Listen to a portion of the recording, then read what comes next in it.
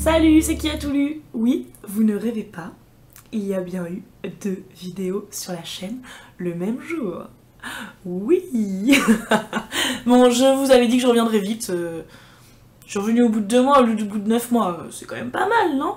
Si vous avez regardé la vidéo où je parle de la bibliothèque Orange, vous savez maintenant que je vais revenir au moins une fois tous les débuts de mois pour vous présenter les 2 livres de la bibliothèque Orange. J'ai décidé de vous faire aujourd'hui un bilan lecture parce qu'en fait je me rends compte que ça fait longtemps que je ne vous ai pas partagé d'avis sur mes lectures.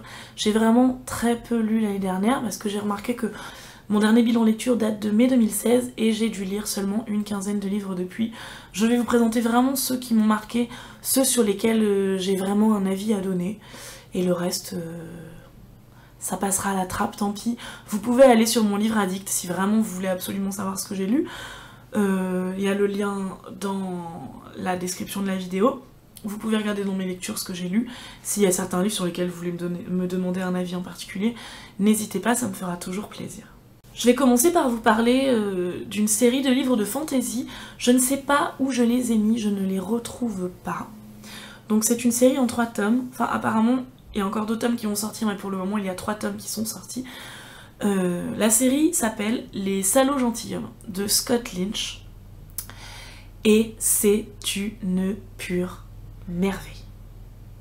Vous connaissez mon amour de Jean-Philippe Jaworski et de Gagner la guerre. Je place la série des Salauds Gentilshommes au même niveau coup de cœur. Niveau écriture, etc., ce n'est pas la même chose, et puis Scott Lynch, c'est un auteur traduit, je crois qu'il est anglais ou américain, je ne sais pas. Voilà, donc c'est pas le même niveau, etc., mais moi je trouve qu'il y a quand même certains points dans Les Salauds Gentilshommes qui m'ont rappelé Don Benvenuto de Gagner la guerre, et vraiment, mais j'ai adoré. Les tomes sont gros, donc moi j'ai lu les 2 premiers, j'ai le 3e encore chez moi que je n'ai pas lu.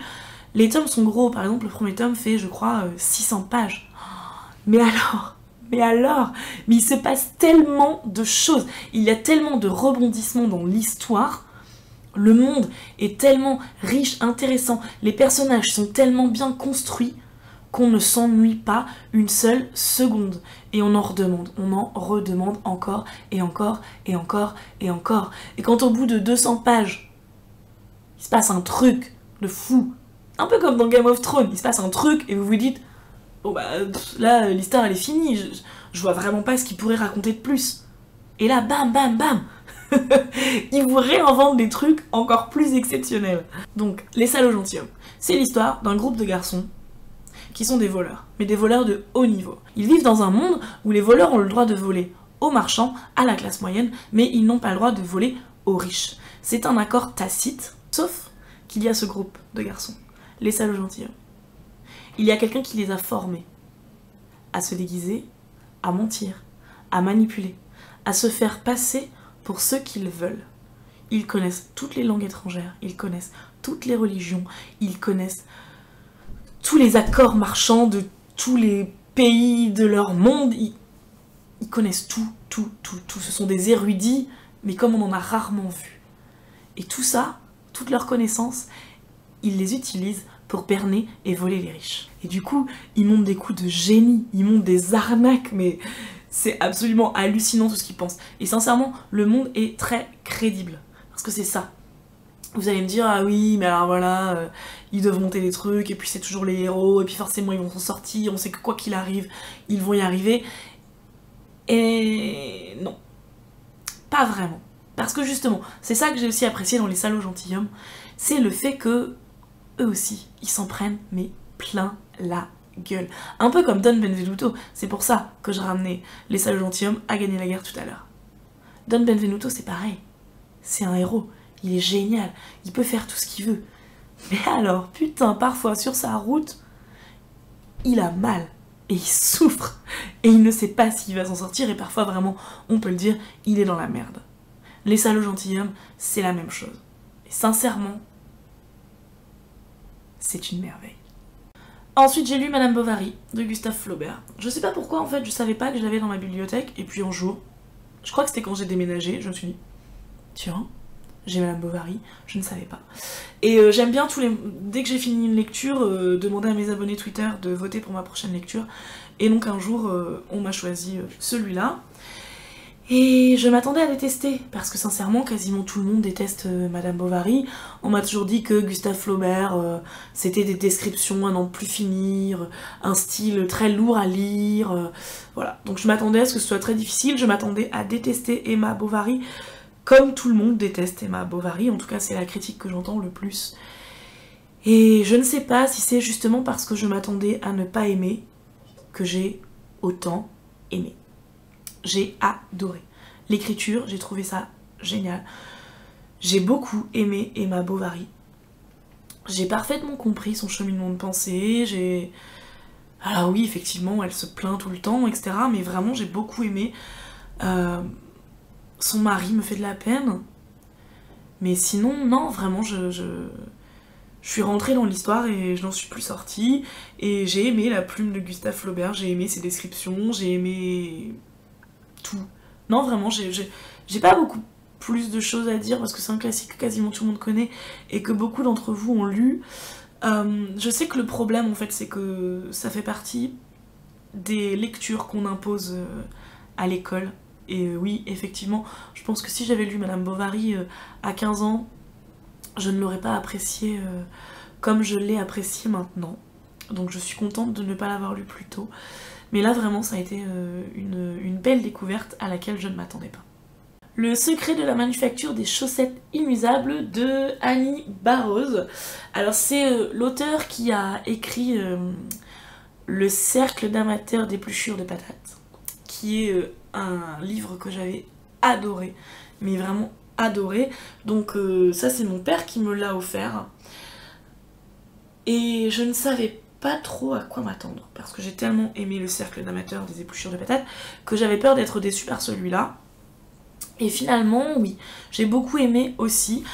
Ce n'est pas un roman épistolaire comme l'autre dont je vous parlais, le titre est trop long, je ne le redis plus. Il y a des lettres quand même, mais c'est moins épistolaire que les épluchures de patates. C'est assez lent.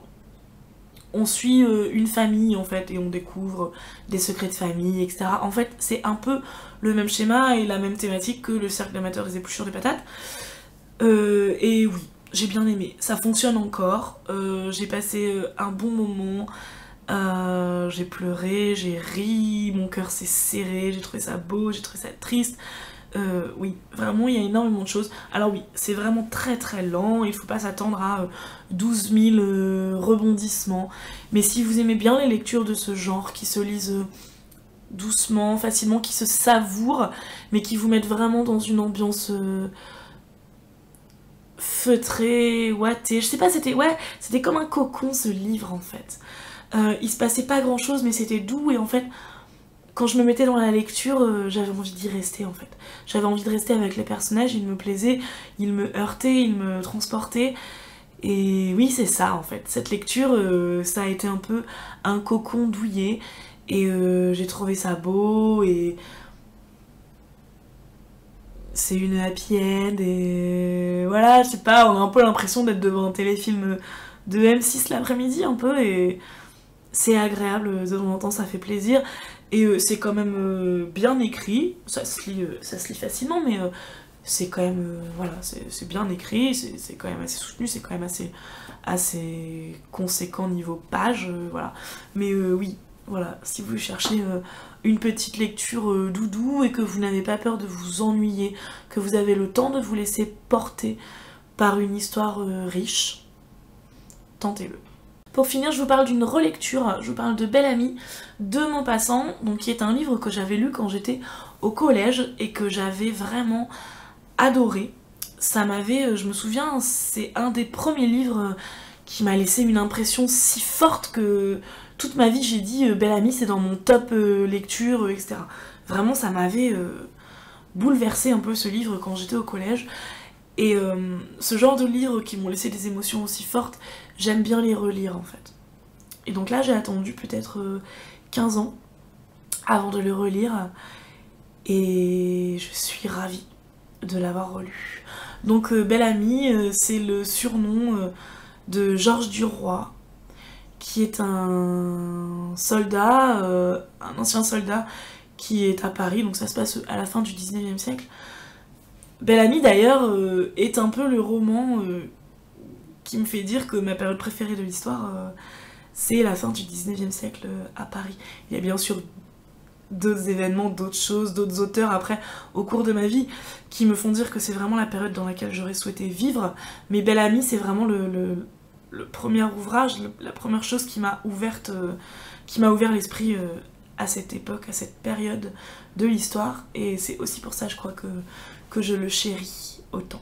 Mais donc je digresse, donc Georges Duroy arrive à Paris, enfin il est déjà à Paris, mais voilà, au début du roman on le trouve, il est très pauvre, il a à peine d'argent pour manger, et puis petit à petit il va gravir les échelons, petit à petit il va monter dans l'aristocratie, et puis il va s'entourer de femmes. Il va utiliser, aimer, faire souffrir des femmes. Parce que Georges Duroy est très beau, Georges Duroy sait parfaitement comment faire pour arriver à ses fins. Et quand je l'ai lu il y a 15 ans, je pense que c'est ça, je pense que j'avais à peu près 15 ans, j'ai beaucoup aimé l'histoire. Voilà, le récit. Tout ce qui se passe, la façon dont il monte dans la société, les rebondissements, les histoires d'amour, etc. Ça m'a beaucoup transportée, j'ai beaucoup aimé. La description de l'époque aussi. Et là, à la relecture, ça j'ai encore aimé. Et en plus j'avais oublié énormément de détails de l'histoire, etc. Énormément d'événements, donc je l'ai redécouvert, ça m'a beaucoup plu. Mais surtout, il y a une deuxième dimension dans ce roman que je n'avais pas vraiment perçu à l'époque, parce que je pense que j'avais pas les connaissances nécessaires, ni la maturité nécessaire pour les comprendre. Et là, ça s'est présenté à moi très fort et j'ai beaucoup aimé. C'est la façon, voilà, dont Georges manipule sa rage, son envie, sa jalousie, les coups bas qu'il peut faire aux gens, son égoïsme, toute la noirceur en fait du roman, toute la noirceur de Georges Duroy, parce qu'au final, parce que la première fois que j'ai lu ce roman, je me suis juste dit waouh, c'est hyper intéressant, il se passe plein de trucs, c'est fou, comment il en arrive de là à là, tout ce qui se passe. Mais là en fait en le relisant je me dis ah ouais, en fait il en arrive de là à là, mais parce que c'est un beau salaud quand même. Et ça, à la première lecture, je l'avais pas perçu. Et là, en fait, en le relisant, je me suis un peu pris une claque. Parce que j'avais raté tout ça. Et du coup, cette relecture, pour moi, elle a été encore plus forte que ma première lecture. Et du coup, je vous le conseille. Maupassant, c'est très facile à lire.